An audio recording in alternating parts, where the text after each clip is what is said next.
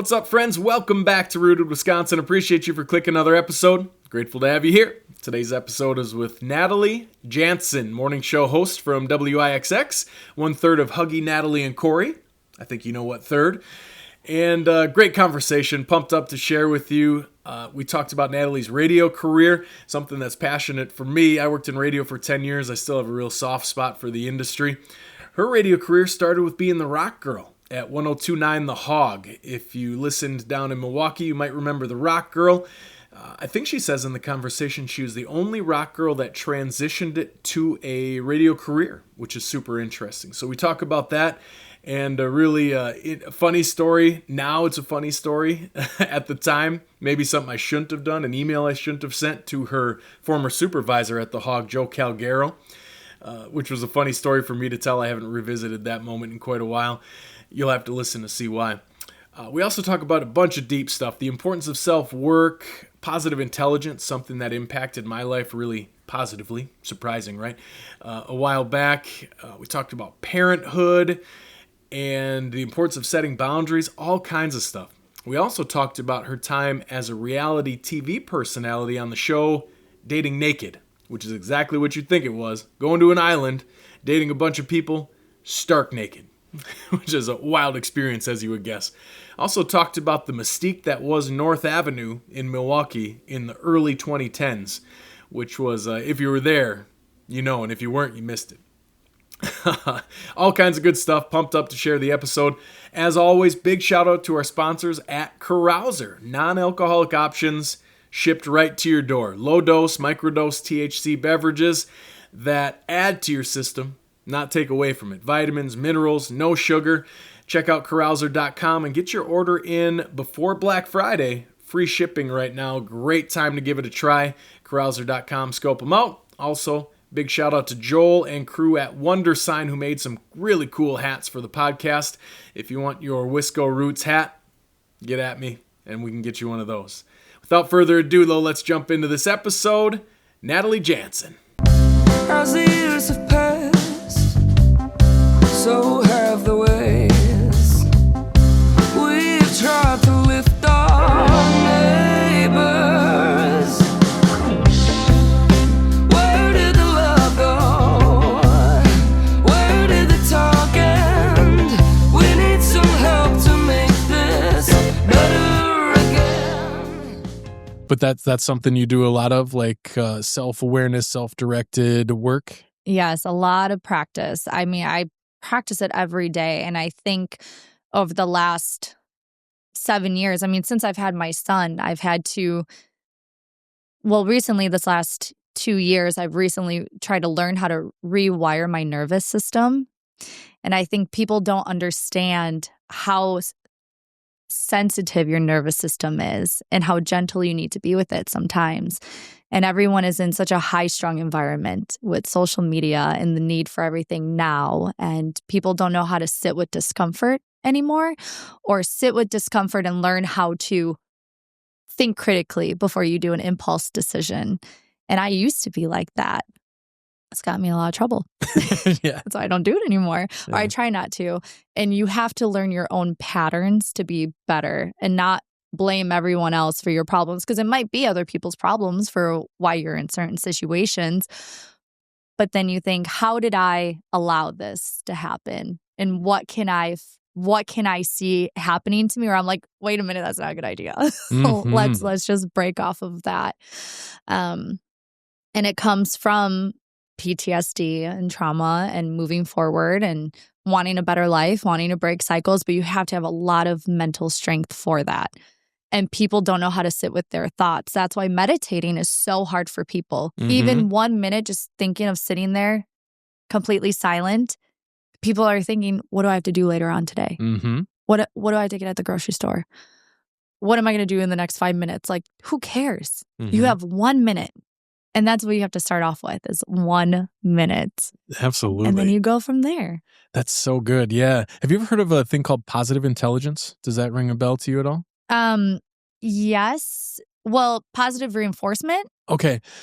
No, that's a cool concept too, though. Yeah. So positive intelligence is kind of a shift of the way of looking at emotional intelligence training. Like we've all heard that. Positive intelligence was a dude named Shirzad Sharmini.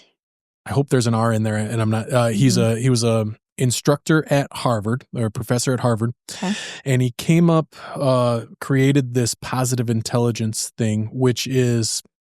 It was transformational in my life, hearing what you're saying. Oh, good. What he calls them saboteurs. And there's like 7 of these saboteurs that are basically at the root level. There are unconscious reactions to, or what drive our unconscious reactions to the world around us. So I had an awesome opportunity to do this 6-month positive intelligence training and diagnose my saboteurs and figure out, like, for the first time in my life, even being reflective. And at that point, I was already doing yoga and meditating and trying to practice on myself. Even at that point, when I diagnosed my saboteurs, my main one was something called hyperachiever, I think is the actual name of it. I can't remember the names of them right now. That's okay. But the concept of it was like it guides you to this path of what your unconscious decisions do and like your reactions to things, and why we see people like who have gone through trauma or something go to level 11 right away when some certain type of thing happens. Transformational in my life. And this was like a work thing. And it made me better at work, but it made me a better husband. It made me a better dad. It made me just a better human. And I'm completely on board with you. You're right. And I don't think it's because people don't want to. I think that people don't have the tools to do it. I will 1000% agree, because a lot of people don't have tools or know where to look, or just blame their genetics. Oh, well, my mom was like this. My dad was like this. It's just who I am. Maybe that's who you think you are, but that's not who you have to be. Yeah. Right. And when you say you're a saboteur, I wonder if that's almost parallel with self-sabotage. Like you learn how you self-sabotage in certain ways. Like mine is hyper-independence. Okay. I am a hyper-independence girl. The thought of someone doing something for me makes me want to throw up. And that I've learned, again, that comes over time of recognizing when I'm in my hyper-independence and why is that being triggered and how to allow people to come in. So I think a 6-month journey like you went on, I wish everybody could go on something like that, because it is life-changing. And it's also who you surround yourself with.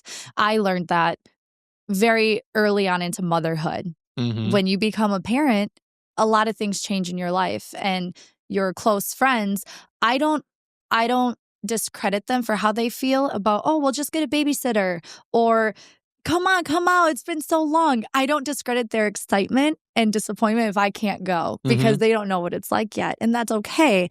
I don't hold resentment for them, and I don't hold resentment if they don't ask me to come out anymore. That's just where we're growing in different ways. But I also had to realize the difference of good and bad people when you become a parent too. And that's where hyper-independence came from, is people disappointing you. Does that make sense? Like, I feel like I'm rambling right now. No, keep going. It's like, good. I'm so fascinated by what you said that I'm like, now I'm picturing all my different saboteurs. And like, I'm wondering what all of mine would be. So can I ask, with your different saboteurs, is there a certain amount? Like, chakras, right? Yeah. What is it, like 7 chakras or whatever through your body? Is it almost something like that with the saboteurs? Like there's hyperactive, there's hyper-independence, you can almost say being a perfectionist. Do you know if there's other labels like that you work through? You mean like alternative definitions? You're saying? Yeah. Let's look them up. We got time. That's one of the best things about podcasts. That. Let's look up a good research session. Yeah, let's look up all 7 of them, because this is probably 5 years ago that I got to do this. Yeah. But let's look them all up and see which one you may be most aligned with. Oh, perfect. Scary and exciting all at the same time. Might get me emotional. Well, that's okay. And as I'm doing this, I was listening on the way in this morning to your show, and you were talking about some of this stuff. Yeah, like the part that I listened to on the way here this morning was you discussing like volunteer time and like weighing the balance of your life compared to what expectations other people have of you and the weight of being a parent, but also like one of the best things that I thought you said, and I won't get it verbatim, but you said something like, yeah, I'm going to show up and I'm going to be there for my son, but I'm going to moderate what happens for everybody else's children. It was something like that. Like I might not be able to show up for the whole team, but I'll show up for my son.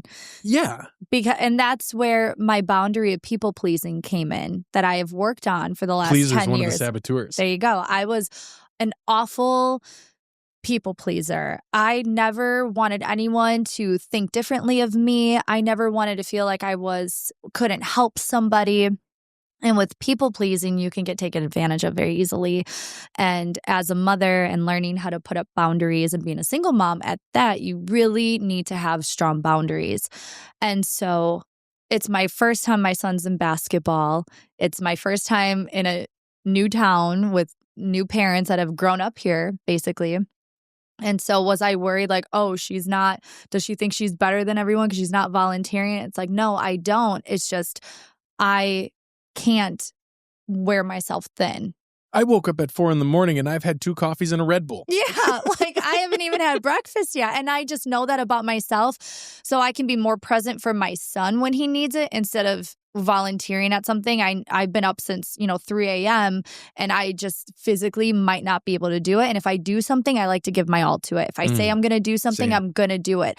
If I say no to you, trust me, it's a favor for you. Like I'm just telling you it's good because I don't ever want to be in a position where I say I'm going to be somewhere and I'm too tired or I've overexhausted myself and I'm sick and now I can't show up. Yep. That's to me worse than just buying out. And I bought out. It's not like I'm just like saying peace out. Like I'm giving you money. Like I'm helping you out. I have learned in my 30s to pay for convenience. Yes. And it's the best thing I've ever taught myself. One of the best things. There's only a certain amount of minutes in the day. That's right. And we devote attention. Yeah. I'm not able to find it right now, and I want to make sure I'm present with us. So someday I'll have a Jamie like Rogan has, and I'll have like a computer monitor here that we can stare at like we're looking at a theater screen or something. I think that all of that is so interesting to me when you really can learn about your triggers and yourself and how to respond to others too. Because that's another thing is how to not let people get under your skin, how to not let people get to you. And I mean, having a podcast, you're very vulnerable. You're putting yourself out there. Having a TV show and a radio show, people can say whatever they want. Their opinion of me is none of my business. Truly, it's not. Say my show sucks, cool. Some days it probably does. I like to think I'm funny, so I'll always be biased, but that's okay. But again, you have to have thick skin, especially in a social media world. Yeah, and you sign up for it. You sign on the dotted line when you take those gigs. Like it comes with it, being in the public eye. And there's a certain level, I think, that it probably becomes almost irrational. Like I think of like Aaron Rodgers when I think of this, of like how many people paint Aaron in a bad light. When you have that many people who know your name, there's a certain amount of society that sucks, and they're gonna like do something to whatever. But ultimately, until you reach that super high echelon point, I think it's what you sign up for. I used to host a pretty popular radio show in the UP, and it was just interesting it's interesting the dynamic. A lot of time as radio people, like the classic line is, "Oh, now I could put a face to the name." Like I bet you, or a face to the voice. I bet you've been told that 100 times. I constantly feel like I'm on Love Is Blind. Because they only know my voice. And then they see me and I'm like, this could go one or two ways right now. That's it. Yeah, that's so funny. The studio I used to have to do it from, they had this glass, it was like glass window, and listeners would come in and like they would let them come and look through the glass as I was hosting the show. I always felt like a trained monkey. Yeah, you're just the fish in the aquarium. This is what it's like. People just look at you and you're like, oh, the species is odd. Yeah, it's Yeah. great. It's so funny. And I love when people come up to me and they're like, "You're not what I thought you looked like." I'm like, and Good, but there's bad, never indifferent? it's either gonna go and or but. And so what's funny is though, Corey and Huggy can get through this better. They can switch themselves. Like they can be like, "Oh, hi, I'm Corey, but it's Huggy," that's or so "Hi, funny. I'm Huggy, but it's Corey," because people don't know what you look like sometimes. And same thing with artists. A lot of people don't know what the artists Yeah. look like. I just think it's silly. That's so funny. I like to be behind though. I like to be a little bit of a mystery. I Yeah. don't like to be in front of the camera that much anymore. Yeah. I don't know. I just like observing. Yeah. Yapping. Well, and being a reflective person, I think that doesn't surprise me all that Mhm. much. Once you start thinking about life that way, you Mhm. like to have some time to think Yeah. and look. And my wife too she is a watcher before she goes into. I'm kind of like a golden retriever. Like I'm Yeah. the extrovert, and she assesses situations before she does anything. And she'll have the kind of the scowl on sometimes. I'll be like, "Darling, just let it go down a little bit. We're good." And that's my biggest thing. Oh my gosh, because I have really bad social anxiety. Like even right now, like I can tell I'm fidgeting, and I just can't help it sometimes. Okay. And people always say, "Well, you're in radio, you do all this stuff. How can you have social anxiety?" I'm like, because I do. Like, Yeah. I get nervous around people because in radio, I'm in a studio with two other people. I'm just talking to my best friends every day. It's safe and you know what to expect. Yes, it's Mhm. safe. And that's my big thing is safety. And when I get out in a crowd, everyone's unpredictable. I don't know what's going Mhm. to happen. I don't know if someone's going to be weird towards me or towards my co-host. Or when I bring Atlas, I'm like very on edge and very like, Yeah. mom mode. And so sometimes I've had the classic, you seem a lot nicer than what I thought you would be. And I think it's because I just honestly have resting bitch face sometimes because I'm just like watching everyone else and I get really tense. And it's funny because Huggy and Corey will literally be like, "It's okay." And I'm like, "You're right. I'm cool. Yeah. It's all fine." good. But sometimes I'm just so like I want to throw up sometimes being out in public. And I like to be a hermit. Yeah. Sometimes though, when I go out, it has to be with people that I really trust, like my best friends. And then feral mom comes out. Yeah. She's a whole other person. The alter ego. The alter ego. Yes. And only a little bit of people get to see that. Just a small group of people get to see that. But when I do these events, I love talking to people. That's the thing. I love getting to know them. I love the vibes. I appreciate that they allow me into their home through their speakers. That's kind Yeah. of weird to say. Mhm. They enjoy what we do. Mm-hmm. And I do want to thank them. I want to be their friend. I want to get to know them. I'm just scared at first. Yeah. Yeah. Like So how'd you get into it in the first place? How'd you decide to start working in radio? talking's the only thing I'm good at. My story is kind of funny. It's kind of embarrassing. No, it's not embarrassing. We're going to own it. So there was this rock station in Milwaukee. It's still there, 102.9 The Hog. And in 2014, they had a... Were you the rock girl? Yep. Okay. But this story is great. I didn't know that before this. Yeah, Okay, so cool. this story is great. And 2014, I applied for it. And I was just so enthralled by it. I never saw anything like it. I thought it was so cool. Not necessarily to be like the spokesmodel for a year, but everything that they get to do in the shows that they get to be involved in. And I've always loved music. I've always loved rock shows. My brother, he's a musician, and he would perform in a cover band. And I used to think it was the coolest thing that he did. He was the coolest person to me. Still is, honestly. And I was like, I'm going to do it. I'm going to try it. So I tried out for it. I had literally my boss at the time, I worked for this bar, rented a school bus, and we packed everybody in it for the finale. And I was so confident. I was like, I got this. It's good.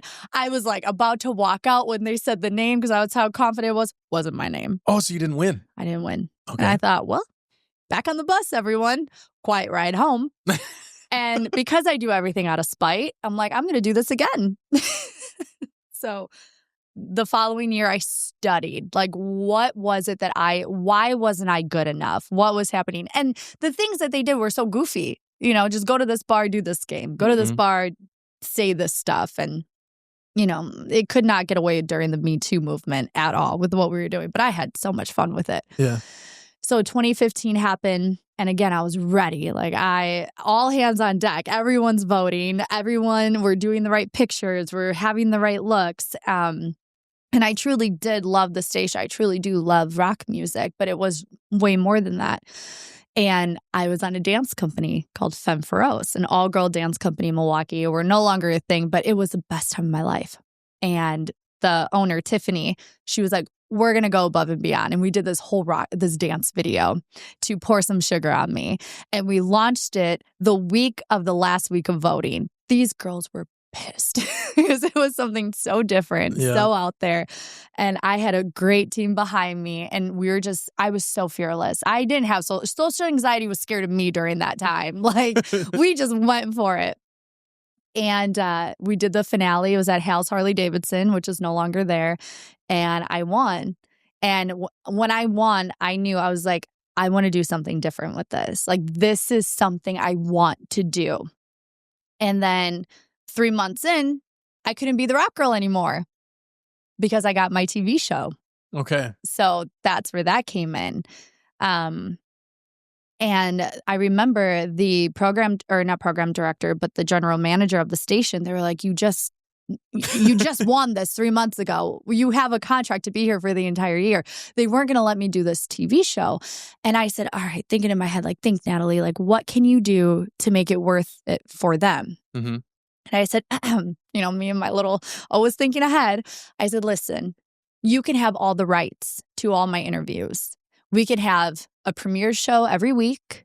We can have a premiere party. We can sell it to advertisers. We can sponsor it. And only you will get once it airs on Wednesday nights, we'll talk about it Thursday. You'll get my intel of what really happened.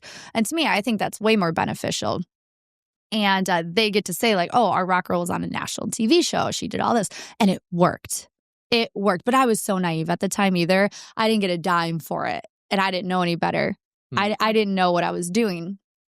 Do they still own the rights? Do they still own those rights? Though? I mean, rights as in like could you do a reunion show? Yes. Okay. So they didn't own anything with VH1. Got it. It's just rights to me to like, I would only talk specifically to this station. Okay. I would only do their premiere party, but I had no say in the premiere party and I didn't know really what I was saying. Right. Yeah. But luckily they allowed me to learn my mistakes, which I'm very grateful for. And then once my reign was about to be over and they were doing a new rock girl, I was like, I don't want this to end. I really don't. And I became so annoying. Can I learn this? How do you do this? Let me interview this person, this rock star, this band. And I was the first rock girl to ever get hired as on-air talent. Nice. And I ran with it because I was just so enthralled of how to tell a story, how to be on air, how to keep people entertained. I don't know. I just always loved entertaining, whether it was dancing, whether it was just telling jokes, being goofy as a child. I just always loved it. And I never left. And now I'm in Green Bay. Yeah. Yeah. See, that's way more than the only good thing you had is talking. Yeah. Or however you said it earlier. Yeah. I still think that though. And they did that. So I think I did, from what I can tell, like online, I did some research before we came in today. I think our times overlapped in Milwaukee a little bit. I lived in Milwaukee for like 7 years too. But I don't know how much overlap there was. It looked like you spent some time at the EastSider back in the day. Is that the bar you worked at? I did work at EastSider. Did you ever go there? I didn't go. I would go to EastSider for the $3 Long Island night. Okay, when but I still you know drank about alcohol. EastSiders. You know, like you've been there. Oh yeah. Oh yeah. Iconic place. Yeah. Yeah. So the at that time it was $3 Long Islands. My buddies and I would go there sometime. My first year of college was spent at UWM, and then I transferred colleges, but I stayed living in Milwaukee for 7 years. I probably served you Long Islands. Potentially. That's hilarious. Potentially, yeah. We probably did free bombs together playing dice or something. Yeah, probably. Yeah. Yeah, and that's a strange time of life, you know. I mean, North Ave was just such, you had to experience it. You had Vitucci's, EastSider, Library Club, or Decibel, depending on when you were down there. BBC, Hotel Foster. Oh, what an iconic time to be alive during that time and be underage. Yeah, absolutely. Yeah, all those spots. Man, the BBC, we used to go there for burgers. I think they had a burger night that always trying Like to all save their money pool as college tables? kids. Yeah, so Oh. many pool tables. Yeah. So nice. Now, I don't know if you've been to EastSiders lately. It's not EastSider anymore. No. But they switched where even the bar was. Now the bar is on a whole different side. They switched the bar completely. And the bathrooms are clean. Like, what are you doing? Clean bathroom there. You can't. Yeah. Listen, if you go, men even went in the girls' bathroom because they know it was safer, which is a better place to be. Yeah.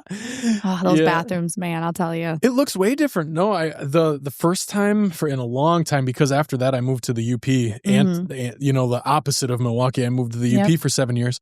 And then this was probably last winter I went and did a podcast recording day just above or next to the Oriental Theater. Okay, beautiful theater. Yeah. Oh, So my buddy runs a MK Esports down there, and he had a space, so I went and did an episode of the pod with him and a couple other people. Okay.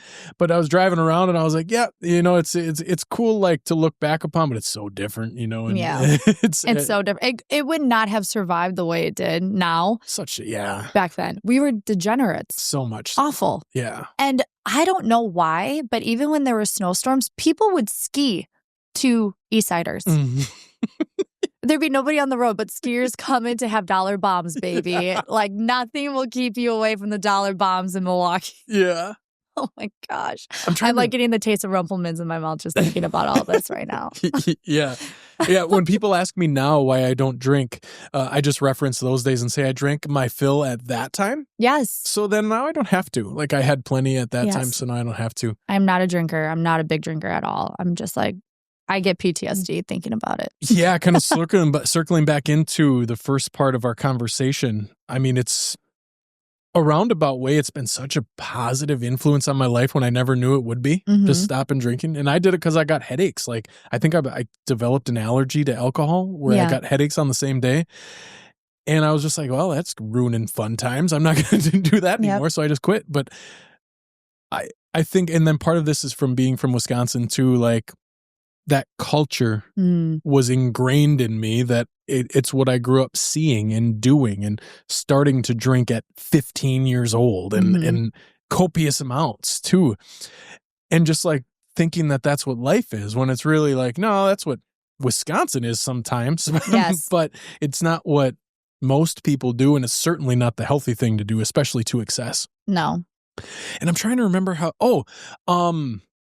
yeah, circling in the thought, so overlapped, but they had done Rock Girl for quite a few years, right? 5, 6, 7 years. They did. I think it was almost 10 years. And then my good friend Sammy, it was so weird because the Rock Girl that won the year I lost, she also lost the year before and then won it. And then I lost and then I won the next like a training one. ground. Yeah. And then my good friend Sammy lost her year, but then won the last ever Rock Girl.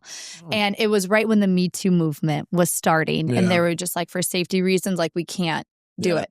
I'm all for bringing it back, to be honest. Like I think we're in a time now where women can fend for themselves and we're strong enough. Like we can speak up. Yeah. Just don't be dumb. Yeah. Like the guys, not the women. Girl. I just think it was such a cultural thing. I know some stations still do it though. They still do the Rock Girl. I think there's a station in Madison that does it. Okay. But women should be allowed to feel sexy again. Yeah. And I think that was a way for women to have fun competition. You know, it wasn't like a bodybuilding competition. It wasn't a pageant. It was just we're having fun. And the person with the most fun personality who's just out there, they got voted on and they won. I think there was many girls who would have done great as Rock Girls. All of them would have done great. So much fun. I had so much fun with my girls. But yeah, I mean, to go back to the culture, the drinking, the partying, the lifestyle, but it was so fun. Yeah. Do I want to do it again? No. Yeah. Drinking like that? No way. It's just not fun for me. And I think to tie in like Rock Girl and drinking and PTSD and all that, I never was a big fan of alcohol that much. I just did it because everyone else was. But as an adult, I really look at people's behavior when they're on it. And it's actually kind of scary. Oh, yeah. Especially like men in their 30s and they're out drinking and they're picking fights because their ego is so, meh. Stop it. knock it off. Like, you don't look as cool as you do. And I think that stuff kind of scares me, and why I don't like to be around people that just get drunk or angry drunks. Like, I won't hang out with you again. Yeah. And that's where those boundaries come back in place. And I don't know. Wisconsin's weird like that, though. I had a fun well, I don't know if fun's the word. I had a conversation about that with I went on a golfing trip with some of my Milwaukee friends super recently. Yeah. And we talked about this one dude they used to let come to their house, and they were like the house party spot, and they would let this one dude come there who was an angry drunk. Ugh. He was quite a frightening person just to look at it. Like, he's the one that just to look at. Well, big guy. Just to look at the situation. Okay. I mean, he was like, he's the person that you wouldn't be surprised to hear like the next day, like he went to jail for 10 years for doing something like beating somebody to death or like blah, blah, blah. He's like that guy. Yeah. I'm like, and at that time they would always justify it as, oh, it's just ABC. Mm-hmm. That's just ABC. Just ignore it. And thinking back on something like that, I'm like, okay, but that doesn't change, a spade's a spade. Yeah. And being in your early 20s, it's comical at a party to see something like that. But I get you where you're coming from, I guess is what I'm saying about the fear, because like, okay, that translates into once you develop as a human and understand environments and what goes into societal interaction, and probably that dude is probably just a scary person in reality, is probably going to do something extreme bad someday. Yeah. It changes how you look at things. Absolutely. And so I get it. I get what you're saying about it being scary. But to be honest, I would rather party like I was in my 20s and be around other people in their 20s or teens and drink and all that, even though you shouldn't drink underage, than somebody in their late 30s and 40s, because you think about how much they're holding in. Oh, yeah. And it takes something to really trigger them. And some people just like black out and get so angry. And those are your uncovered trauma I don't want to see on a Friday night. Yeah, to be honest. We're not going to work through this right now. This is a tomorrow thing. Yeah, this is a tomorrow problem. I'm calling the first therapist I see for you. Yeah. That's my biggest thing. Was there so keep the Milwaukee theme going, was there a dude named, did Joe Calgaro work at 102.9? He's my mentor. Oh my goodness. I love the Calgaro family. So Joe made me cry the most out of everyone I've met in the business. In good reason. He was the first man to ever humble me, and thinking like, you're not the shit, okay? Like you lost for a reason. I was like, okay, goddamn. So the second time when I came back for Rock Girl, I had to do a whole other interview. They did their live interviews, and people could watch them back. And he called me out the entire interview. Just like, so why did you say this about our station after you lost? And why were you yelling boo when you really? And I was so scared. I was like, did I really do that? And that was like the humbling moment. At first, I was so embarrassed. I was so mad that he did that. But I was like, no, you did the right thing because you made me see what I wasn't realizing I was doing. Anyways, and he's the one that hired me to be on-air talent after Rock Girl. He's the one that I contacted when I got the job up here in Green Bay. He always has given me the best advice and hard advice. I don't ever want a yes friend. Those are dangerous to be around when you're trying to make good decisions. But I would think of him as like a second dad to me. Nice. I've had his son drive me home once. Me and my friends wasted from a rock show once. So that was fun. Thanks, Jake. Nice. So I just love Joe Calgaro so much. I have so much great things to say about them. That's awesome.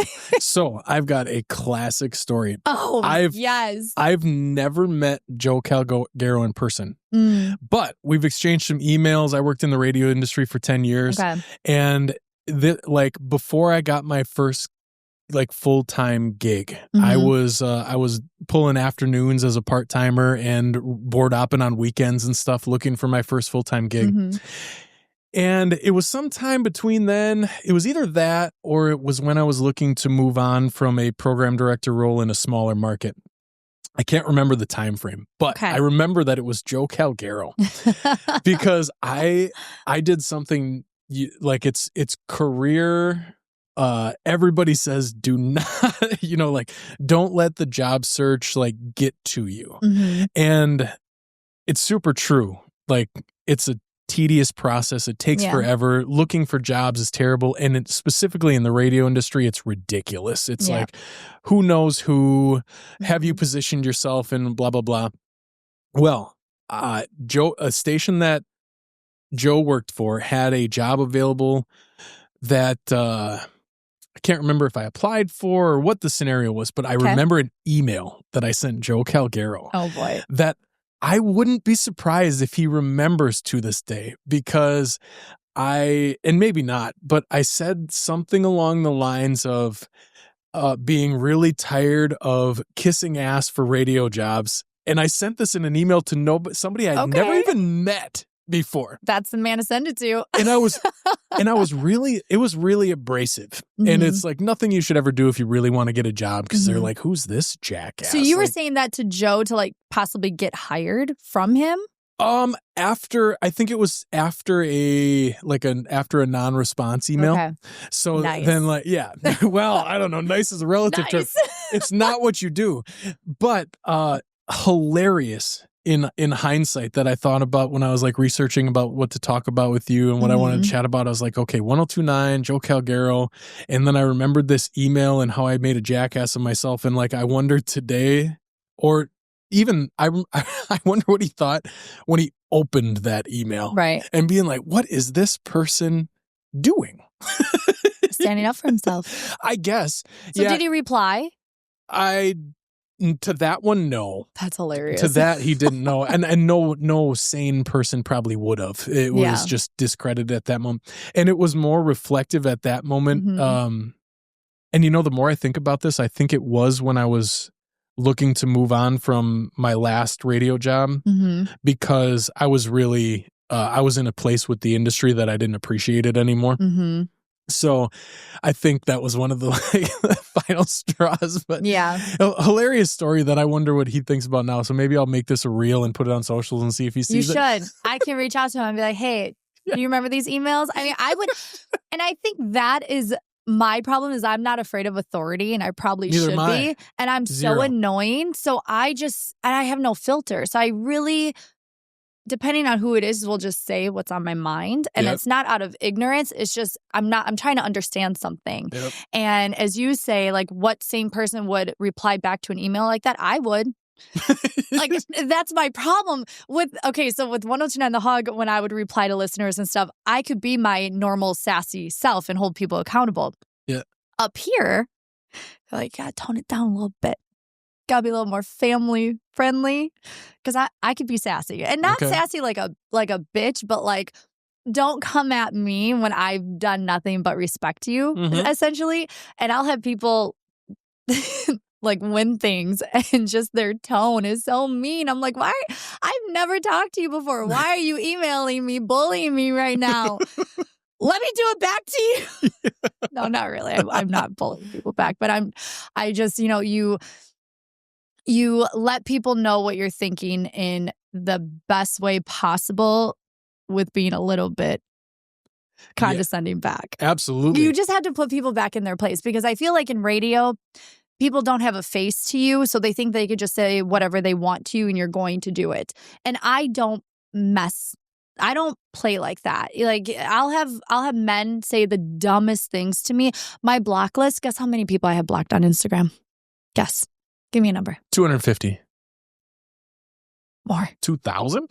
Ooh, that's a good goal. No, not 2,000. It's like more in the 400 range. Okay. Because I just have a zero tolerance for any bullshit.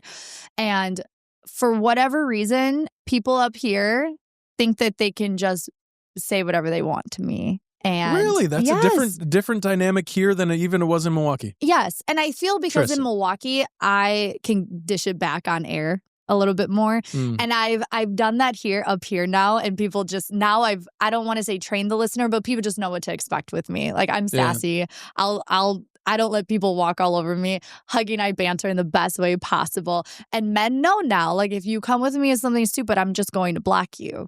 And see, if I don't know, maybe it's a different line of thought, but if I'm the PD, I'm not quelling that. Like, I want that. Yeah. It's good. It's fun. Right. Yeah. And Corey's such a sweet soul. He really is. And the first thing I said to him when he asked me like, oh, should we know anything about you with hiring you? And I said, I'm annoying. Flat out. I literally said that in my interview in front of all the suits. I said, I am annoying because I ask a lot of questions. Like I said, I want to do everything. I don't take any shit. I don't take disrespect. Like if I would never treat you that way, I expect you to have that same respect for me. Mm-hmm. Which also can hurt people.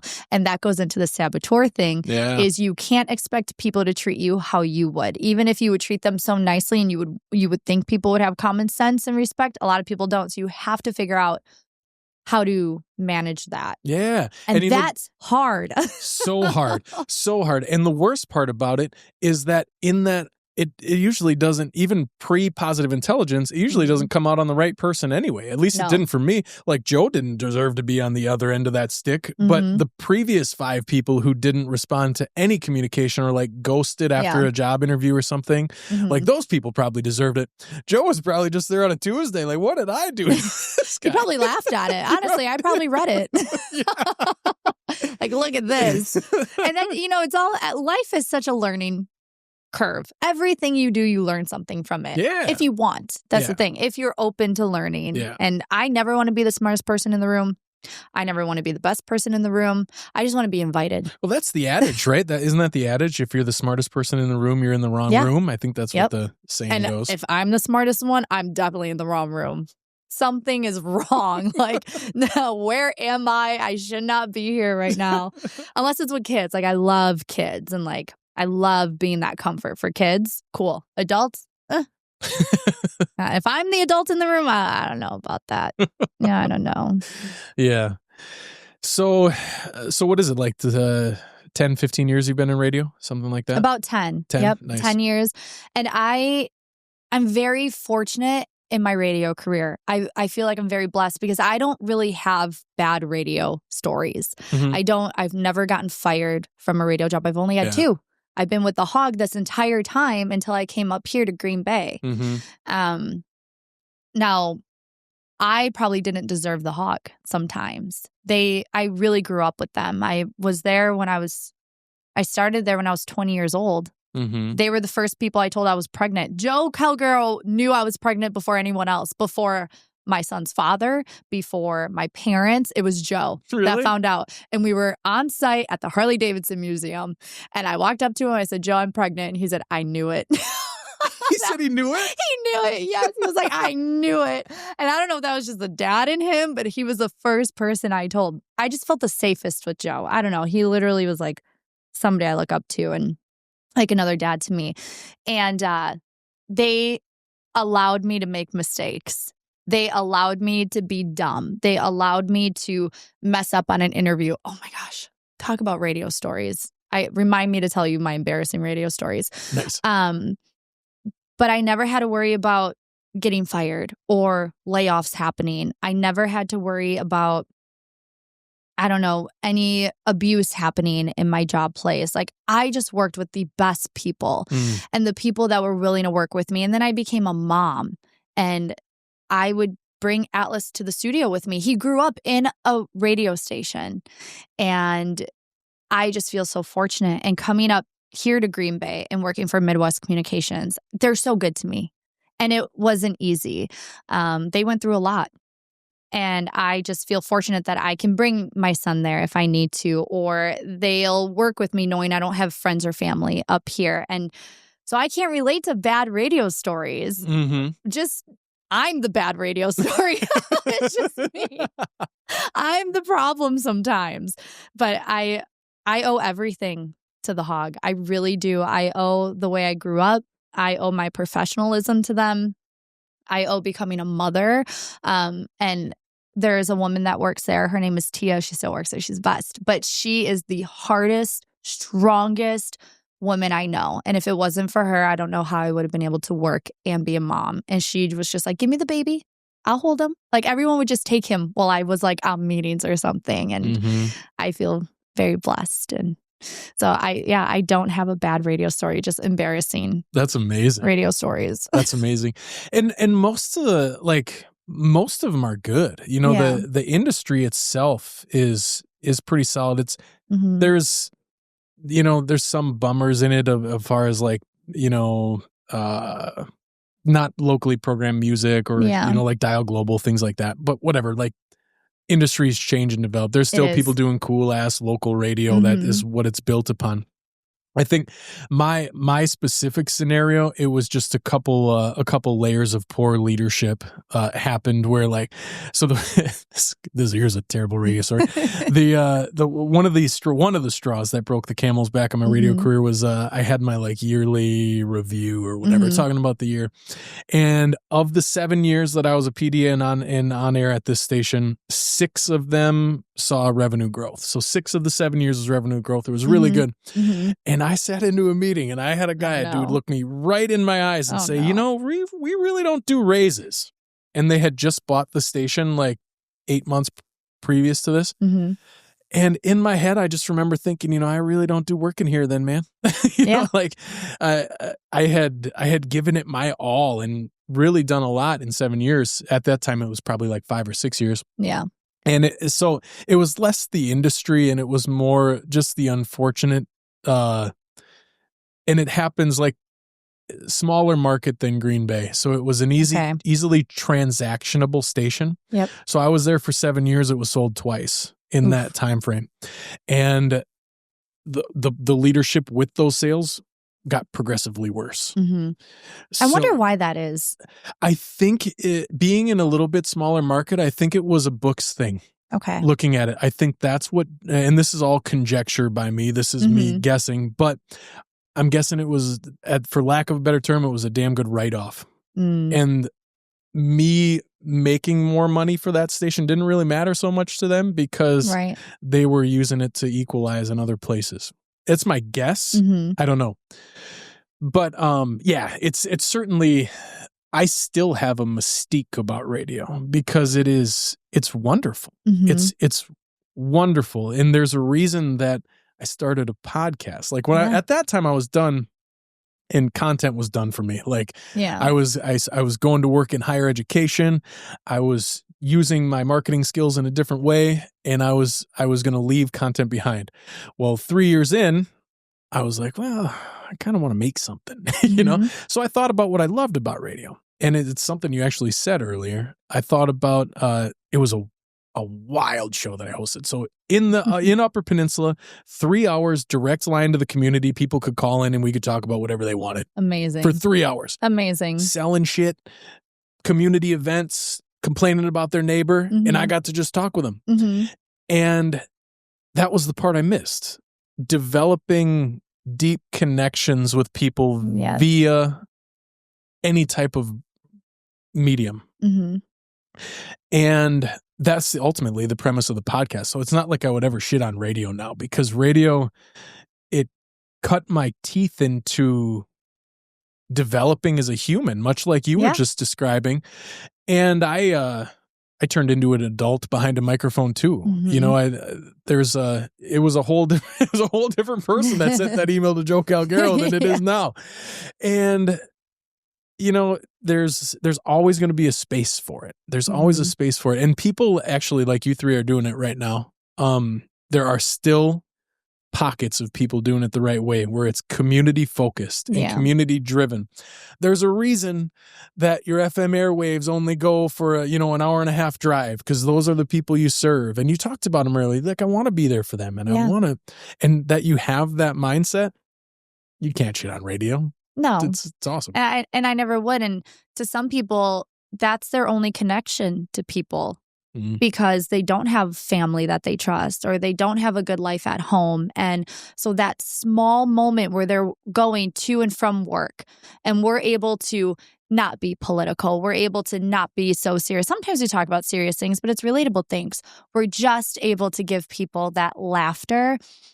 I would do anything to give that to people. And I think that's the beautiful thing about radio is, we'll get the whole, nobody listens to radio or radio's dying and blah, blah, blah. Okay, that's your opinion. That's fine. But to some people, it's their one moment they get to feel something and feel happy and feel like just a small break.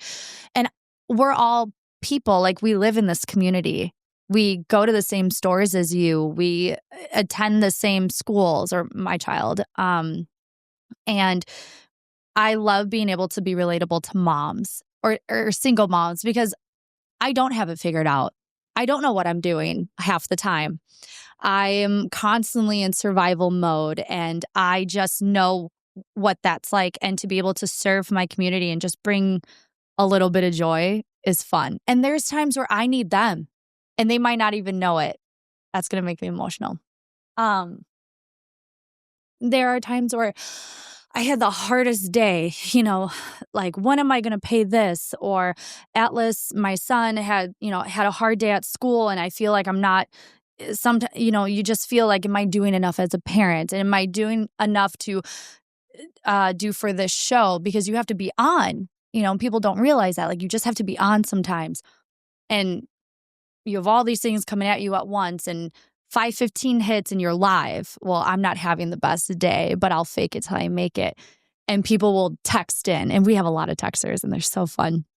And they'll just brighten up my mood. And they're so funny sometimes. And Huggy is so great. And Corey is great. And they know me better than anybody. And they see the things behind the scenes that I don't talk about, that I don't see. And there's times where we're in a commercial or a song, and I'm bawling my eyes out. And then he's like, all right, 10 seconds. I'm like, okay.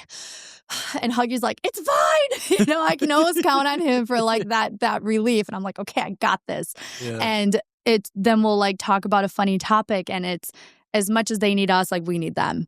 And that is the beautiful thing, again, about connection and radio. And I can talk about it all day. I really can yap about it all day, of how it's just it's a lifesaver. And when you talk about relatable things, like 2 days ago, I talked about how even if you just got up and showered today, you should be proud of yourself, because that's hard to do for people. That's hard for me to do sometimes. And I think people have this misconception of me sometimes of, you're a young girl, or I've heard you have pretty privilege, or you've done all these things. You've got to go to all these places. That's not who I am, though. That's not my story. Like, I still have feelings. I've had a really rough childhood. I've had to grow up very fast. I've had to figure out parenting on my own, and I'm not whining or playing victim. It's just, I'm more relatable than you probably think. I just cautiously put that out there. Yeah. And when I do put that out there, it's so crazy. We'll have like hundreds of people text us all at the same time with the same stories. And it's just sometimes just like, look to the person next to you and realize like they could be having it worse than you right now, and you have no idea. Like, just be a little bit kinder to people and understanding and empathetic. Just don't be dumb, and don't let people walk over you. And that's a hard balance to have. So, well, that felt good to get out. Yeah. I don't say that about my job a lot. Well, it's so true though. And so I 100% with everything you said. And I think there's this weird, it's not really weird. There's this dynamic between being on, because that's a very real thing. Yeah. The being on, and that perception that you were talking about that others develop of you, because inherently with being on comes positivity. Like, that's what being on means. You are, you're there to, you're the ringleader. You're there to lead the circus. And we're a circus. Oh, hell yeah. Yeah. And when you crack the mic, you are there to do that. You're there to do a job. And that's what being on means. Yes. But that in turn, it's a lot like actually just approaching life with a positive frame of mind. A lot of times when you do that, it's something that I think it's one of my core strengths, is that I look glasses half full for me. Yes. Glasses half full. Life is cool. I'm glad to be here. I'm going to figure this shit out. That doesn't mean that the opposite side isn't in my brain. That doesn't mean that, damn, today's been brutal or something like that. It's not what it means at all. But when you go in every day and you be on and you do what you do and you give yourself to the people that are listening, it's very easy for them, after they see 200, 300, 400, 500 days in a row of positive, funny Natalie behind the mic, that, oh, life's perfect for Natalie. Yeah. Shit's going so good. She's got pretty privilege. Like, I wish I was in those seats. Yep. They don't know the other 22 hours of your day. Right. They don't. Yeah. Not at all. And I really loathe the term pretty privilege. I think it's so imposter almost. I don't think I've ever heard that term. It's like a social media thing? Yeah. Sounds like, yeah. Yeah, I've had I never heard it until I came up here, to be honest. And I've had multiple men and women say it to me. And I'm like, I don't know what that means. And I think it's almost because, like, I don't think I'm that. Like, I've had a lot of, like, body dysmorphia. I'm diagnosed with body dysmorphia. I have scars all on the right side of my face from when I was attacked by a dog when I was 2. So, like, I don't see them. I don't see me how they must see me. So it's really hard for me to connect in that way. And I'm not ignorant to it, but I fake it till I make it, you know? And on air, we always say, oh, Natalie, you're a catfish, because I hate doing my makeup. I hate getting pretty. I hate looking presentable sometimes. I just love being that mom with a messy bun and just going about my day. Yeah. And I just let people be, let people be who they are and how they are. And maybe ask a question. Maybe ask me something. If you are mad about something or you don't understand something, you can ask me. I'll tell you honestly. You might not like my answer, or you might really relate to my answer. And I feel like more women need to have each other's back more and not be so against one another. And I like to think that I bring that on my show a lot, where I love the women that listen. I'm rooting for the moms constantly. I'm rooting for the wives constantly, or the married single moms. I want our show to be a safe space. And there have been times, I'm not kidding you, where people will text us in the saddest stories. Obviously, we don't say them on air, but I'm there having conversations, texting them right back for like an hour of the show. And that's something a lot of people don't know. And it goes back to that community radio is so much more and so there for you more than anybody could ever imagine. Because we're in it with you. 100%. We're in it with you. Let's just do it together. There's no need to be sassy or mean, or I don't know. But that's this day and age. Yeah. People are brave. Yeah, to a fault. A lot to a fault, right? There's so much in there that we could talk about. There's so much in there. I know I ramble a lot. I'm sorry. Me too. I'm such a rambler. Oh, and I'll go to little squirrel territories that we find these little rabbit holes. I'm on this tree and that tree, and then like something from what I just said reminded me of this, and then I look at you and I'm like, "Ooh, how long have I been talking?" Sorry. Like, well, hugging Corey, they could just cut me off. They know when I'm squirreling. It's all so good though. That's what long form's about. That's why I appreciate this, and that's why I started the podcast, because I think the more it humanizes it. If someone like those people sending you those messages, if they listen to this, if they spend an hour of their time and listen to this episode, it's going to change the messages they send. Not to you, to everybody. Yeah. Because they're going to be like, wait a second, that is a human behind the microphone. And that is, and I think that's where empathy is born from sometimes. And most of us could use a little bit more empathy in our lives. 1,000%. Empathy, understanding, but also encouraging. Like, don't let people sit in their sadness. Yeah. Don't allow people to tell you why they're so sad and you say, oh, it's going to be okay. Stop saying it's going to be okay. It's not okay. So what are we going to do to make it okay? Make it actionable. Yeah. Yes. And I think it's such a crutch to just say, I think saying it's going to be okay is almost dismissive. Oh, yeah, for sure. Very dismissive. 100%. It's going to be okay. No. But how? Yeah. How is it going to be okay? It might be okay, but how? Absolutely. Yes. And I think, thinking about what you were just saying there about being on the positivity and then some of the blowback there, I guess you could call it, that can come from that. It helped me a lot, or it got me to a point realizing that 9 times out of 10, probably 99 times out of 100, when people are spewing that stuff into the world, it has nothing to do with you. Yep. It is coming from, they haven't done the work that we started talking about at the beginning of this thing. Yep. So if they're looking at you on this pedestal about being happy every day, blah, blah, blah, they're only attacking you because they are not happy every day. Right. So making it actionable, let's figure that out. Why are you not happy every day? And that comes out in different ways in people. And I don't know if it directly ties in, but I have this thing coming across my brain right now. that I don't know that I've ever fully reflected on and thought about enough, but there at that same radio job, there was this dude who was an avid listener, and I remember vividly him meeting me for the first time, and he did what they all do, introduce himself, big fan, love what you do, blah, blah, blah. Yep.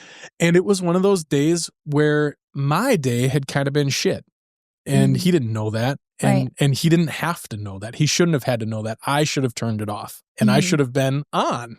Right. Because this dude appreciated what I did, and he liked it, and he, like, it, regardless of who it is, it means a lot when someone comes up to you and says that. They appreciate what you do. If it's radio, if it's making widgets, if it's delivering the mail, if people appreciate what you do, it means a lot when they tell you. And I like to think I did a really good job of not taking that for granted. Most of the time. This guy, I took it for granted. I didn't do anything bad or mean or anything. I just didn't embrace the conversation how I normally would have. I think I was probably a little bit like shut down. Dismissive? Yeah, maybe a little bit dismissive. Yeah. And I didn't embrace that situation how I almost always did. And it was, I can't remember how long after, but it was a short time after that he ended up dying. And from what I remember, I don't know all the details of it, but there's some like cloudiness around if it was by his own hand or not. Yeah. And like, I think about that scenario, you know, and I think about what part if you would have gave I played in, you know, and certainly it wasn't just me, right? But could I have changed the direction if I would have acted the way I almost always did otherwise? Because back to the golden retriever thing, that's kind of me. But we can't. It's that one off day. Yes, that one thing where it was a long day. I was at a place and like I had already had a couple of these conversations. It was a really crowded building, and you know what it's like when you walk in and everybody like looks at you, and then people start talking. They're like, "Oh, that's this person from this, and that's this person." Yes. And I think about it. I like to this day, I think about that dude, and like, man, did he like lay down in that road? And like, could I have adjusted anything? Like, not that I would have been in the only case, but was I the straw? Was I the straw for him that he let like, hell, he probably listened to me for 3 hours a day for years and years, and then like was pumped up, and then we talk, and then it didn't go how he would have liked it, or it wasn't the on moment. You know, it's so interesting that you say that. I had somebody really close to me say, you can't think about the what ifs. And it's almost like a universal moment for you in your butterfly effect, right? Yeah. Where that moment for you might have led to you to never be that straw for someone ever again. If you think about it, that moment, and you don't know if that was that moment. And it's hard to put that on you. You know, that's on your conscience, obviously, it's been for a while, and that's okay. But I bet every time you meet someone, you might think about that. And subconsciously now, like that might be one of your saboteurs, is this unconscious, like, was I the straw for this man, and I was his last hope to have someone be nice to him, and I wasn't. And that is hard to have on your conscience. And I hope that you're able to know, like, you did not cause that man to do whatever it was that he did. But you are the cause moving forward to be great for who you meet, for whatever you meet. And even if somebody comes up to you and says, I love your podcast, you might subconsciously think of that moment and be like, this person might need me right now to be nice to him. And I feel you for that, because there have been times where I have been in the Piggly Wiggly parking lot crying my eyes out, put my sunglasses on, go in, and someone says, Natalie, I listened to your show. And I never want them to see my struggle. And I think that's just like the protection of myself. But how do you determine that? You know, how do you gauge that? It's so hard. You can smile and say, hey, how are you? And hug them. And maybe they were my camel, but I didn't break, you know, because they were so nice to me. And that, I think we're such interesting people that have been in radio, I like to think, because we read people differently, I like to think. And we handle our emotions differently because we have to be on. And sometimes we just have that one day. But we can't sit in the what ifs, even though we can make a ton of different scenarios. You just can't sit in that what ifs because it will drive you mad. But you can sit in the what happens next instead of the what if. Okay, what happens next? What happens now? Mm-hmm. So I like to try and retrain my brain for that. I guess being a little vulnerable, I had a situation where, should I say this? We'll be relatable right now. Not the camel that broke the camel's back, the straw that broke the camel's back. Blah, now I'm flustered. So I'm going to keep this short. I'm not going to go into detail with it. I was supposed to go to a funeral for one of my childhood best friends that ended up passing away. And I was getting everything ready. And the person who was the love of my life, he was like, do you want to go on a motorcycle ride to clear your mind? And I said, no, like, I just want to get everything ready for the funeral tomorrow. He was attending with me. My best friend was going. And I said, no, I'm sorry, but maybe we'll do another ride. And he said, we'll have plenty of time to ride. And 2 hours later, he got killed on his motorcycle. And I think I used to think all the time, what if I would have said yes? Mm-hmm. What if we would have went a different route? And something in my nervous system died that day, and I've never gotten it back. And now I think, okay, I can't think of what if, because I did not cause that accident. I did not cause that old man to hit him on his motorcycle. I did not cause his injuries. And having to really do that deep dig and dive, and just like, I almost had to kill my mind to rebuild it again and say, okay, now I'm able to feel that and go through the worst part. So now I know how to help others that have gone through that what if scenario and say, okay, it's not you. Mm-hmm. And I have to look at the positive of that and think, okay, I'm grateful for this experience because I can help others now, and not getting into that mind rut, because that could cause you to get in that rut, and you might now lay in the road. Mm-hmm. And it's that cycle. So you need someone that can be like, stop. Mm-hmm. You did not cause that. You might think you added to it, but you don't know. You don't know. And you have to just Mm-hmm. sit with it, sit with that discomfort, work through it. You have to work through your emotions. You can't bury them. I know you didn't do it. Don't think of what ifs, think of what now. Yeah, it's absolutely. When you try, it's a tremendous weight to bear, Mhm. and we can only carry so much. Yeah. There was a person close to me in my life one time whose parent, she felt some of that very similar weight Mhm. to what you're talking about. And I hope today she's worked through it. She hadn't. That's a big weight, man. It's really heavy. And Yeah. people will never understand that weight unless they experience it. Yeah. Truly. And grief, I think, is such a powerful thing. People can grieve artists. People can grieve their mom, their dad, their aunts and uncles, and everyone grieves so differently. Mm-hmm. So you have grieved this man for a while, and you might forever grieve him because you don't know the ending of the story. Yeah. And that's heavy. So, but you can write your own story with that. And that's healing in itself, right? So I almost would encourage you to journal it, because read, write, recite, it's so healing when you can write it out. It might be all scrambled in your brain. Even if you write in this corner and then this corner or on this page, get it out the way it's scrambled in your mind. Mhm. It doesn't have to be a perfect paragraph. Screw that. This is your own entry. But it might help Yeah. heal that. I do a manifestation journal. I like. those are I dig that. best. Yeah. Luckily, in this scenario, I really quickly, as I thought about it, knew I wasn't the cause. It was more of like, it's almost a positive saboteur, Mhm. because now it's like, okay, be on for 5 minutes for that person and Yeah. then go back to your shit day or whatever Yeah. it is. Like, just be on for that person, because that's the lens I looked at it through. It's like, could I have changed it? Mhm. That's the thing.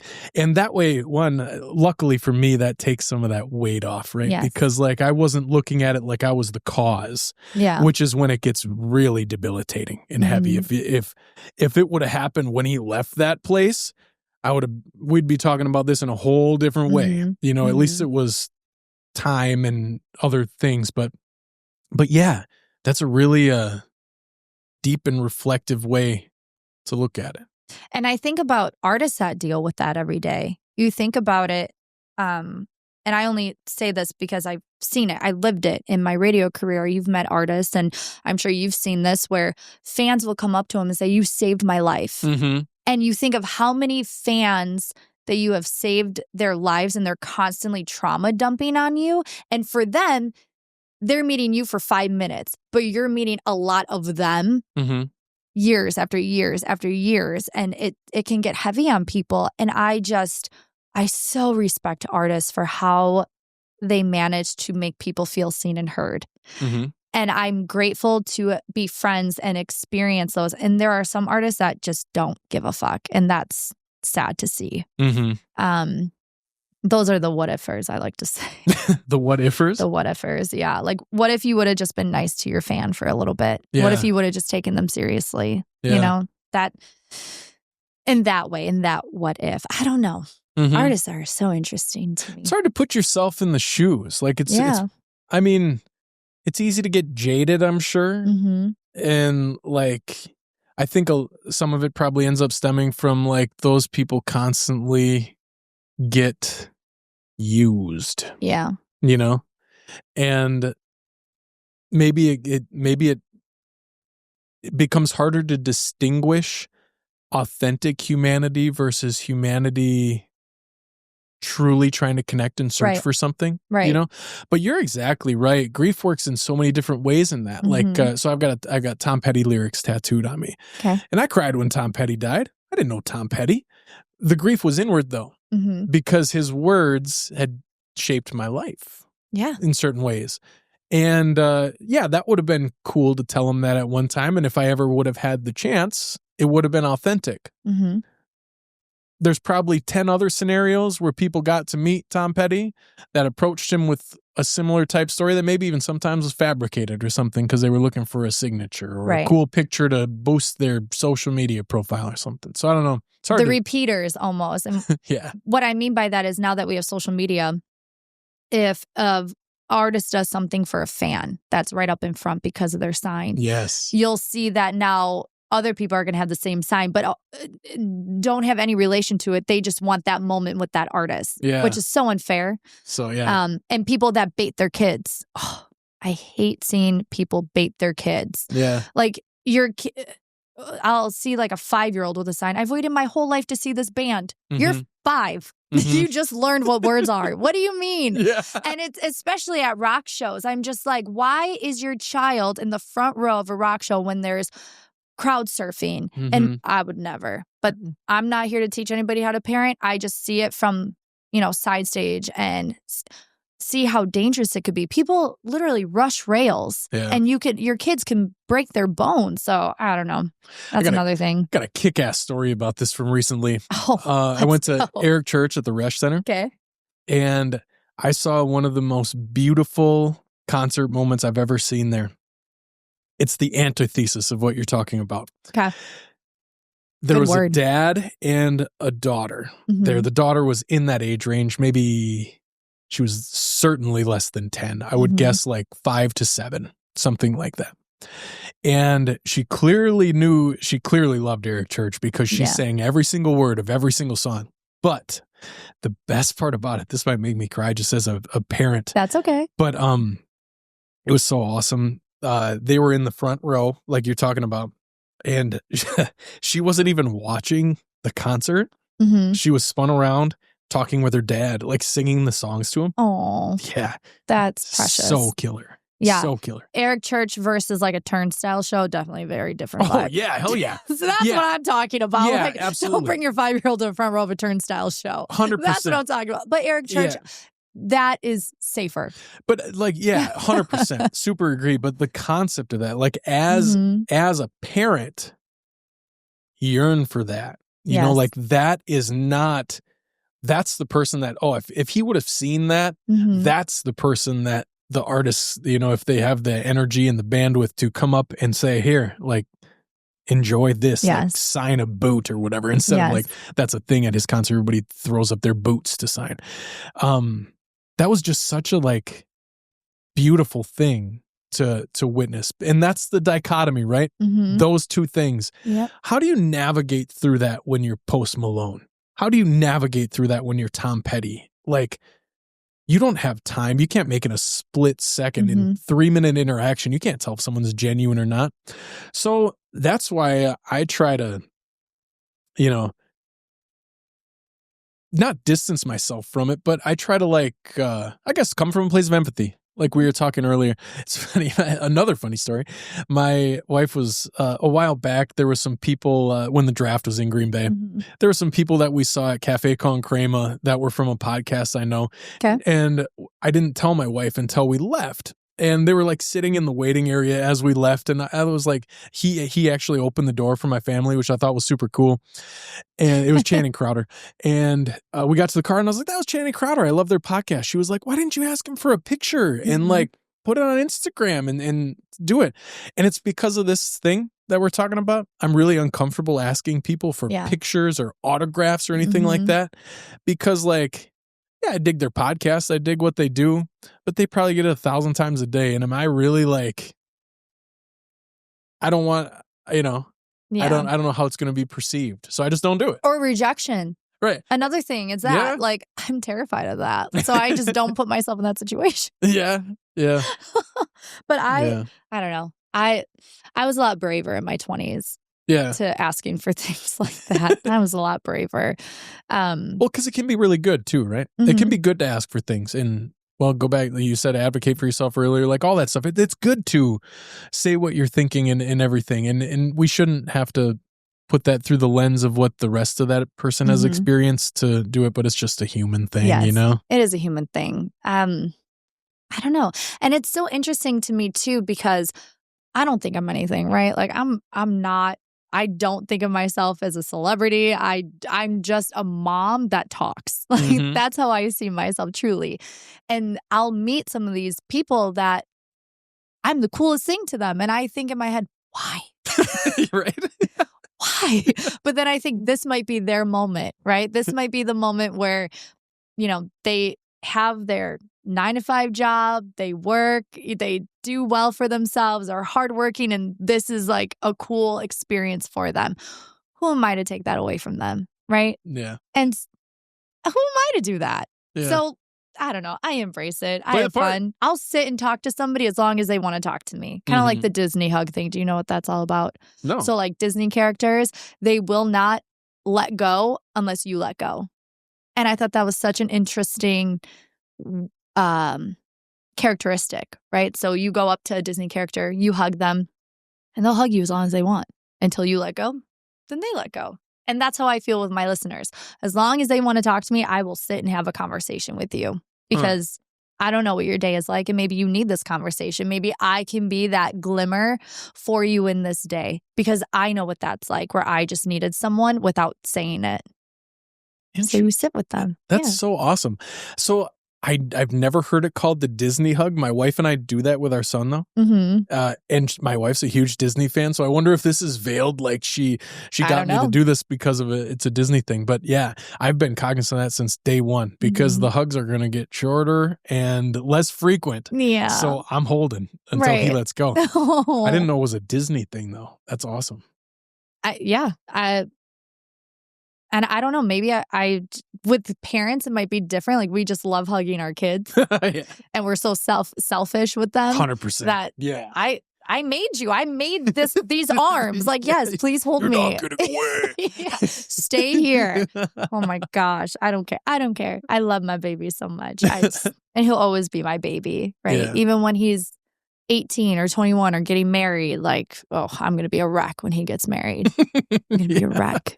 Yeah. Ugh. That's one thing I'm navigating through with parenthood. I'm unapologetically emotional. Like I like feeling. That's what makes it worth being here. Is I like feeling things, positive, negative, everything. I like feeling it.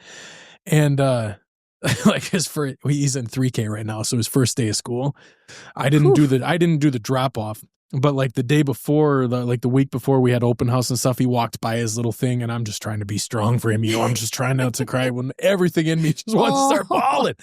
And that's one thing I'm working through as a parent, trying to figure out when to be on for him is a unique way to put it, right? In a different way. Yes, but I also think it's so important for your kids to see you not have a good day. Oh yeah, and being honest. Like I will tell Alice, like I am sad today. I don't feel good today, or I've been overstimulated, and what overstimulating means, right? Like I have a really big thing with touch. I don't like to be touched. I don't like people touching me. I don't like when strangers touch me. I will hug someone depending on the vibe that I get from them.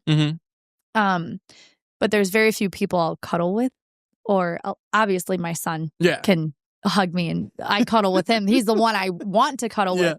But sometimes with like kids, touch can be very overstimulating sometimes too. And I'll sit and I'll tell him what this means, so much so now he'll tell me like, Mom, I'm overstimulated right now. Like I just need to sit in my room for like 5 minutes. And I'm awesome. Like, yes. On the inside, I'm cheering, but I'm like, all right, go do your thing. Because I'm raising someone's husband. Okay. I want him to be able to say what's wrong, because my dad bottled it all up, right? That generation isn't really good with their emotions, and it's caused a lot of bad cycles to happen. I want him to be able to say his emotions, but also don't let anybody walk over you. So I need to be a parent to him, yes, but I need to respect his feelings too. When he's angry, he might just need space. I'm just going to give him space, right? If he's throwing a tantrum, maybe he's just had a long day at school. Second grade can be tough. Right. You know, like there's a lot of stuff that matters. There's a lot of things that happen. And I like sometimes we forget kids are learning too. This is their first time for everything. So I don't know. I'm all about the emotions in the house. All about it. Cry, get angry. Sometimes you can throw things. That's cool. Yeah. So depending on what it is. There's not much positivity that comes from doom scrolling. Yeah. But the one that I remember is pretty poignant in this conversation, where there was a dad in his car who like had a lapse where he didn't remember that they were kids learning and stuff. And I'm assuming he probably lost his temper or something like that. And he was just bawling in his car and just saying, they're just kids. They're just kids. And it's wild because they're always smarter than you give them credit for. But at the same time, it's like, okay, why don't you put that into practice when they do something you don't like? Right. You know, that's because it's really easy to. This morning, my 4-year-old dropped a full roll of toilet paper in the toilet. Oh, no. Yeah. And I was like, it was immediately after I told him not to grab it. I'm like, dude, don't grab that. You don't need that right now. And he just blatantly didn't listen, like did on purpose, grabbed it. And sometimes they'll look you in the eye while they do it. 100%. Yeah. And he's going to put up on this thing and it falls in. And at that moment, everything in your being just wants to say, the hell are you doing, dude? I told you not to do it. But it's like, man, let's figure this out. Okay. Because immediately he's like, oh, sorry, Dad. Yeah. So they don't mean it. He's 4. He doesn't know a damn thing yet, but he knows everything at the same time. You know what I mean? It's their true emotion, right? Where we can bottle it up a little bit or get frustrated or whatever, but they're just doing. They're just experiencing. And I'm not a perfect parent. I have lost my shit on Atlas sometimes. 1,000%. But then I stop and I'm like, I'm sorry. Yep. And I will always apologize to him. I will stop what I'm doing. I'll be like, I should not have reacted this way.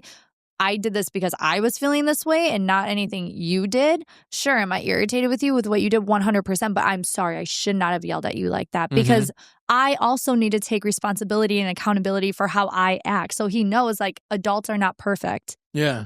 I'm learning how to be a mom for the first time too. You know, we're learning together. And I think that's why Atlas, even though I don't have any more kids, I think he'll always be my favorite kid. Even if I have more, he'll always be my favorite because we grew up together. Yeah. He's, you know, that eldest kid, the eldest daughters, you know, they have a different life experience than the second kid or the third kid or the fourth kid. They grow up faster. I liked it This sometimes. was the perfect time to say that because the other ones aren't in existence yet. So it's a get out of jail free card for you. If it happens 15 years from now, your other kid looks at this, they didn't exist yet. So you can say, oh, honey, it changed. Your Atlas is still my favorite. He will always be my favorite. That is my baby. I will love my other children just as much, but I think there's something about a mother and the firstborn son that just is wired differently. And I get to relive my childhood with him too. I was going to say, putting together the timeline of what you just told me, you were still a baby. You grew up literally with him, guiding him and with him. And I think to a certain extent that happens for parents at any age because it rewires you as a human.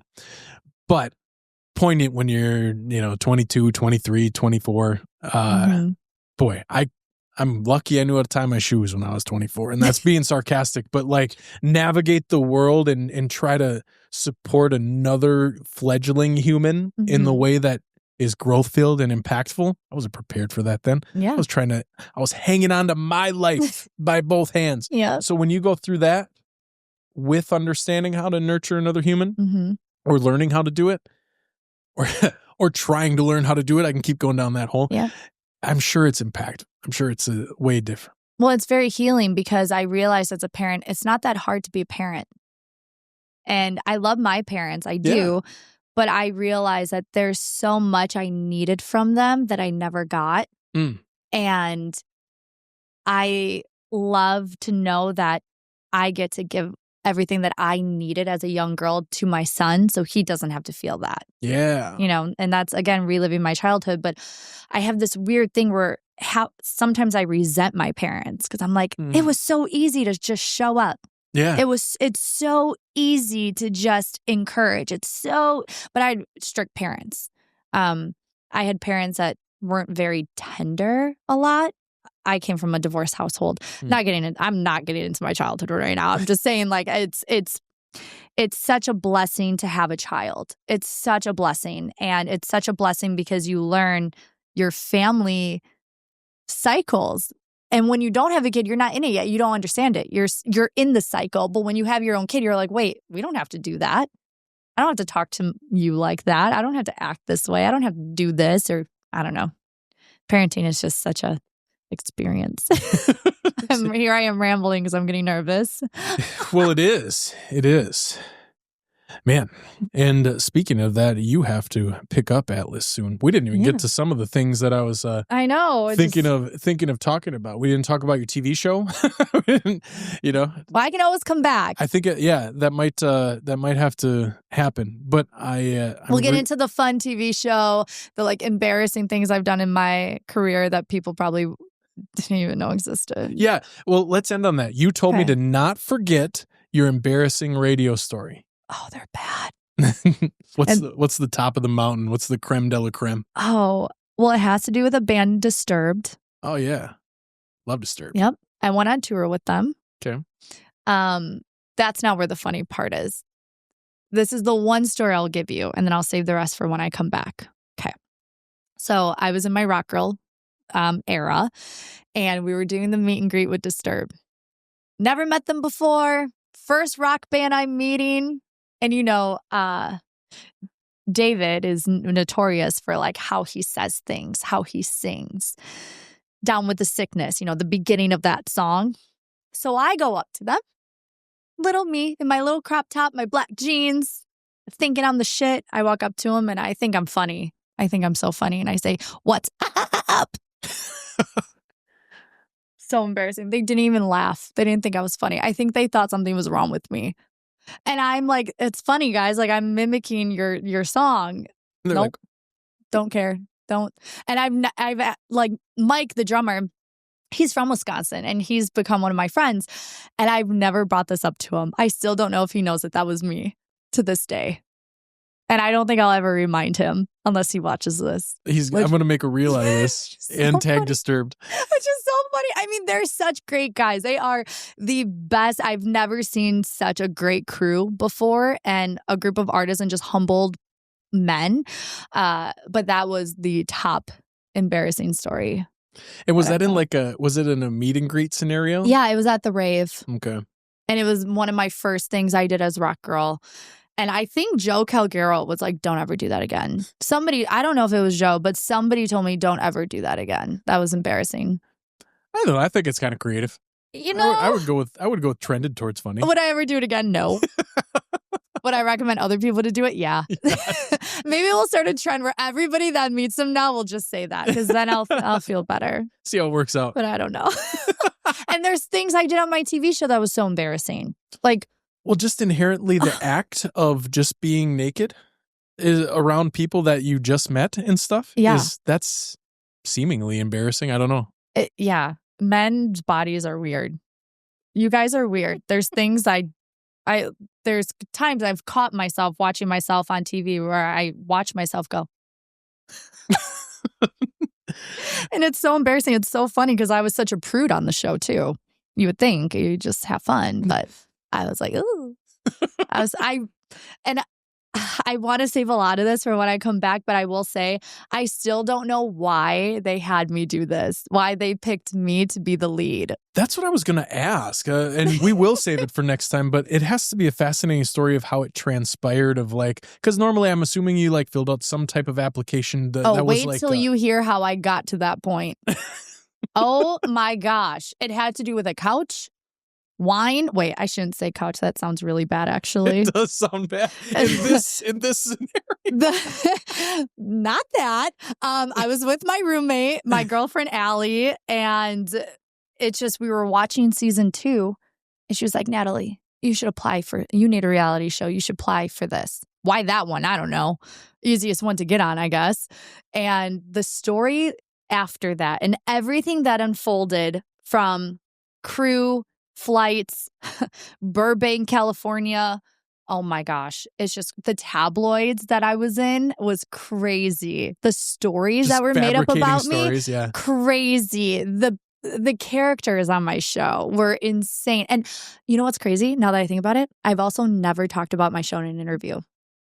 Unless I did an interview for Us Weekly or during our press run, I've never talked about my show. I've never done any reviews, nothing. I just did it and then I was done with it. Dive in a little bit. Okay. Should we? Yes. Okay. Yes. Oh, man. So move from the couch. The couch with your friend. Mm-hmm. Who told me I should do the show. You fill out this application. Yeah. Then I forgot that I filled it out too because I was drunk. And then what? You just get a random call? Yeah. It was I don't know. 4 weeks later, I get a call and it was like, hi, I'm so-and-so from Lighthearted Entertainment. Do you have time to talk? And I'm like, from who? And I'm thinking it's something with the radio or whatever, entertainment. I'm totally just caught off guard. They're like, yeah, you filled out this application. We want to get to know you more. Can you do a Skype interview? This was before Zoom. Skype days. This was Skype days. You guys remember Skype? My goodness. And so I'm like, okay, so we do a Skype interview. And I've never done anything like this, obviously, in my life. The only thing I've done close to is Rock Girl and applying for that. And they're just asking a little bit about me, what I'm doing, what my life is like. And I'm 24 years old. Dumb. Just a dumb girl. Okay. Just experiencing life. No rules, no nothing, living on her own. And they fly me to California then. And I meet some of the producers.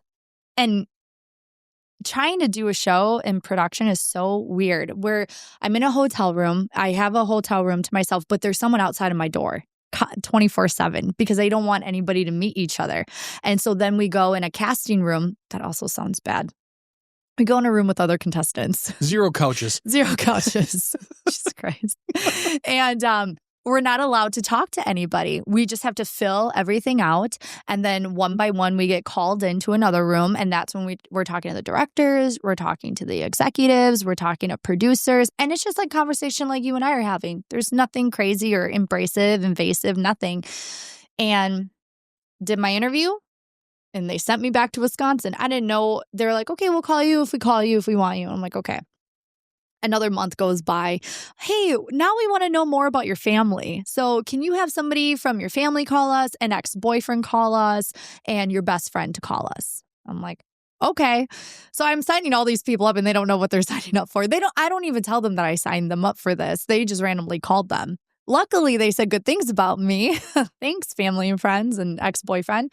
And so I went through that phase. And then they flew me out to LA again. Again, I'm meeting more people, getting more involved. It wasn't until the third time I fly out to LA. Now, this is where it gets weird. Okay. They don't tell me where I'm going. They don't tell me where the show's being filmed. Nothing. This would be season 3 of the show. So they're like, okay, now you're going to meet everybody involved in this show. Investors, producers, like all hands on deck. So I walk into this ballroom almost, and I see like 35, 40 people in front of me. A boom, a camera, a chair, and then a little changing area. I'm like, this is weird. Now we're getting into the weird part because the show was called Dating Naked. Mm-hmm.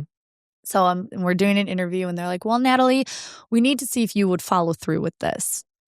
We need to see if you will get naked on camera.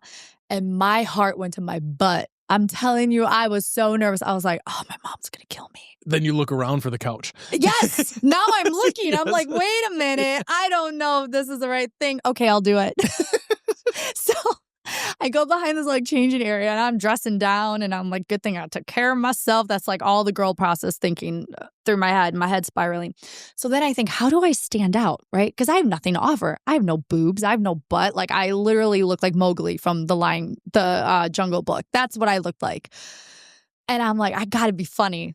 That's the only thing I have. And because I'm seeing all these other women, right? I can't talk to them, but they're beautiful. They have like these big boobs and a great butt. And this is before like a lot of social media and like they're just naturally beautiful. And I'm like, shit.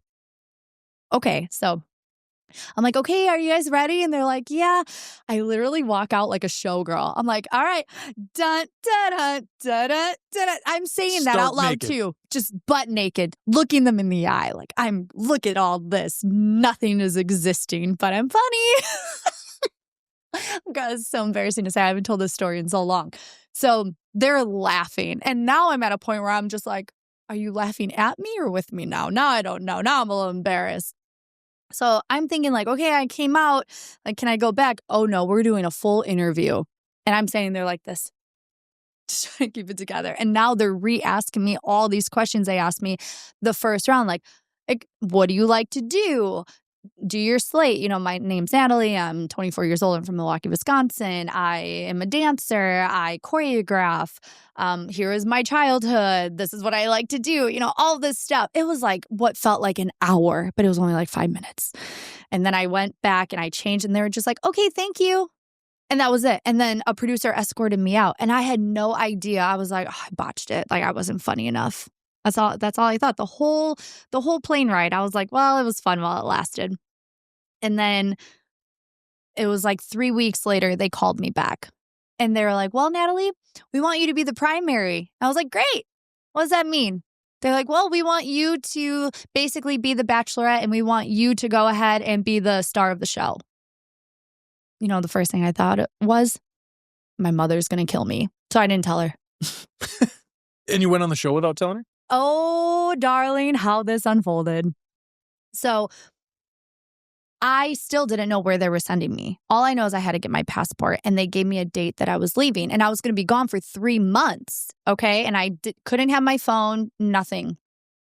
And I don't tell my mom until 2 days before I leave. My dad, you would think my dad would be more like, no, you're not doing that. My dad was like, all right, have fun, like be safe. I told my mom 2 days prior on purpose. And I said, Mom, I landed a national TV show. I leave in 2 days. I don't know where I'm going and I'm going to be gone for 3 months. My mom was not happy. She was like, what do you mean? No, you can't go. So she took me to the airport. So it wasn't even anything about the type of content it was going to be. It was just the scenario. I didn't tell her. I did not tell her. That's the best. I didn't tell her. I said, Mom, I'm going on a dating show. Like I was like, Mom, I'm the bachelorette of VH1. Like Rock of Love, Flavor of Love. I'm like that, but not as bad. I'm Flavor Flav. I'm Flavor Flav. Yes. I like to think I'm a little bit more Bret Michaels, but that's fine. We'll say that. And so then my lovely mother found out what show it was, and she almost whipped my ass. But I told her, I was like, Mom, no, you don't understand. Like, I'm really funny on it. Yeah. I'm really funny on it, I promise. Like, it's not dirty. It's not dirty. And everything's covered. And it was just the wildest experience that nobody could ever possibly imagine. And there's only one other woman who knows exactly how I felt, and she was on season 2. Because season 1, they did it differently. And yeah, I was in Bora Bora for 3 months. And I dated 12 men. I eliminated one each week. I had a co-star. His name was David. He was dating 12 women simultaneously. And it was crazy. It had to be a trip. Mm-hmm. That's the perfect amount of pre-sale where now I know I can still get you to come back and tell me the rest I'll of the come story. Back. I will. But now we have enough of the bait. Yeah. And I mean, you're a pre-sale pro. You're radio, you know all about pre-sales. So. Well, let me tell you, there is a man who is now, we think, passed away, but he had the best time of his life. And I like to think I was part of that. Yeah, that's a very big pre-sale. There are fruit baskets that I don't look at the same now because of certain things on that show. And I also got in a fight that has to do with Bret Michaels. So maybe you are Bret Michaels. Let me tell you, the first time I met Bret Michaels and I said, hey, we both have dating shows on VH1, saying that sentence out of my mouth was an out-of-body experience. We're homies. I have his number in my phone. Yes, nice. Like we're homies. And so, I'm just like, maybe we should do a season together. Just kidding. Just kidding. Man, I appreciate your time, Natalie. This was fun. Thank I was you. very nervous at first, but it was hopefully not anymore.